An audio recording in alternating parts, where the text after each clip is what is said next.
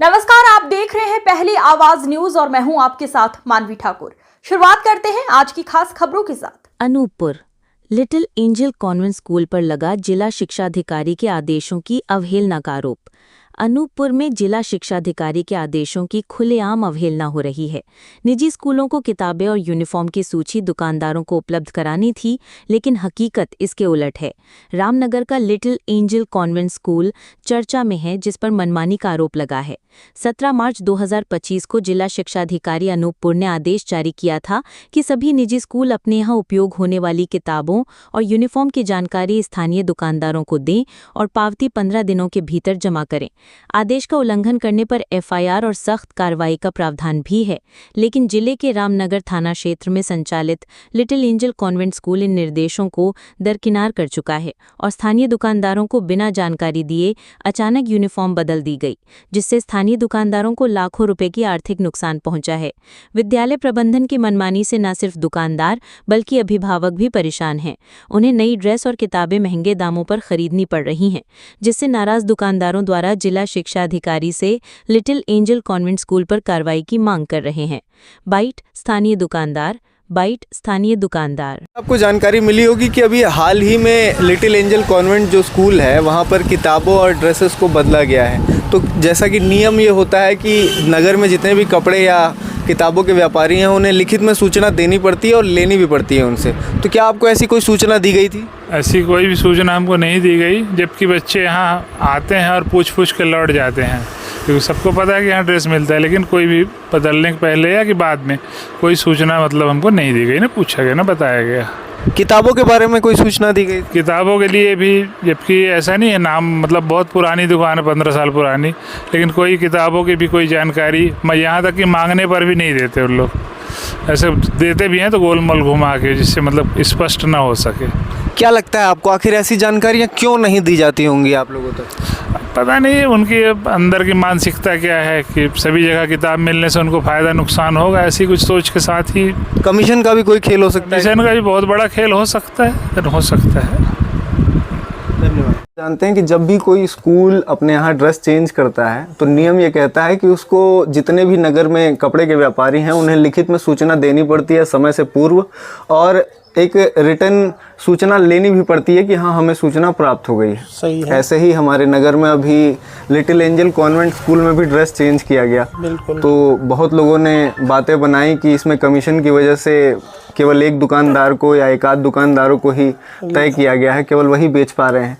इस बारे में आप क्या कहना चाहते हैं, क्योंकि आप भी नगर के एक बड़े कपड़े विक्रेता हैं, तो आपको सूचना दी गई थी या नहीं दी गई? हमको सूचना भी नहीं दी गई। हम अपनी तरफ से कम से कम 4 बार उनको कॉल किए मैनेजमेंट को जी। वो हमको बहानेबाजी करके कि आपका तो कपड़ा का कोई बहुत इंटरेस्ट नहीं है। हम बोले नहीं, हम कपड़े का व्यवसाय करते हैं, हमको बराबर इंटरेस्ट है। और हमने जो वहाँ रेगुलर ड्रेस चलता था जून में खरीदी कर लिए थे। वाइट ड्रेस आज हमारा लाखों रुपए का माल फंस गया है जी।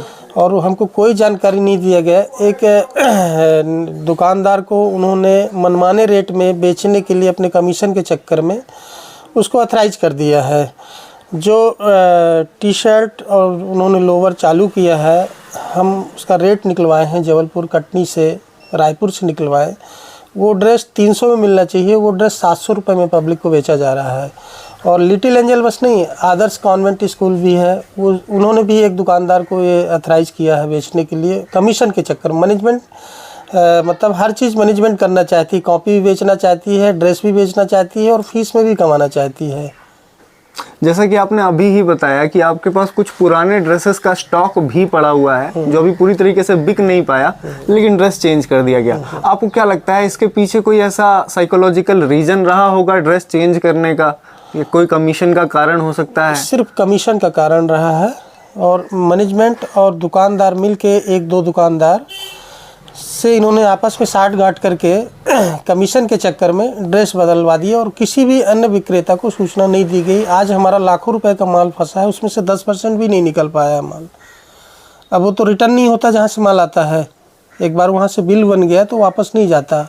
अब उसकी नुकसान की भरपाई कौन करेगा? हमको सूचना तक नहीं दी गई है, ना आदर्श कॉन्वेंट स्कूल से दी गई है, ना लिटिल एंजल स्कूल से दी गई है। और जब आप वहाँ पे पहुँचे थे इस बारे में बात करने के लिए, तब आपको क्या कहा गया? गोलमोल जवाब दिया गया। जैसे जैसे बोले अब आप क्या बेचेंगे, आपको अगले साल से बेचिएगा। मतलब आप नगर के इतने बड़े कपड़े व्यापारी हैं, आप क्या बेचेंगे?